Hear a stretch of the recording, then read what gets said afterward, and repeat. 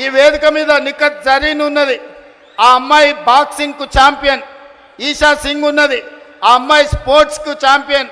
అదేవిధంగా దీప్తి అని వరంగల్ నుంచి పారామెడికల్లో కాంస్య పథకం తెస్తే ఈరోజు ప్రభుత్వ ఉద్యోగం ఇచ్చినాం. వాళ్ళందరూ క్రీడలకు, సానియా మిర్జా టెన్నిస్కు బ్రాండ్ అంబాసిడర్. ఇట్లా చెప్పుకుంటూ పోతే ఒక్కొక్కరు ఒక బ్రాండ్కు అంబాసిడర్లు. కానీ మన కేసీఆర్ దేనికి బ్రాండ్కి అంబాసిడర్ అయ్యా?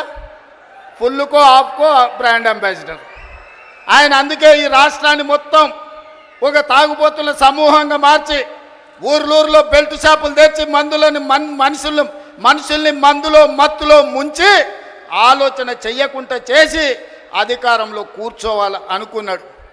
కానీ తెలివిగల తెలంగాణ ప్రజలు తేరుకున్నారు, దిమ్మ తిరిగే జవాబు ఇచ్చిండ్రు. ఇవాళ ఆయన అంటున్నాడు ఏం కోల్పోయినరో తెలిసిందని. ఏం కోల్పోలేదు కేసీఆర్ గారు, మీరు ఆ ఫామ్ హౌజుల్నే ఉండండి, కావాలంటే వైన్ షాప్ ఆయనకు చెప్తా, కావాల్సినప్పుడల్లా సీసాలు నీకు అందిస్తూనే ఉంటాడు. ఆ బిల్లు కూడా నువ్వు కట్టకు, మా వాళ్ళు కడతారు, మా పిల్లలు కడతారు.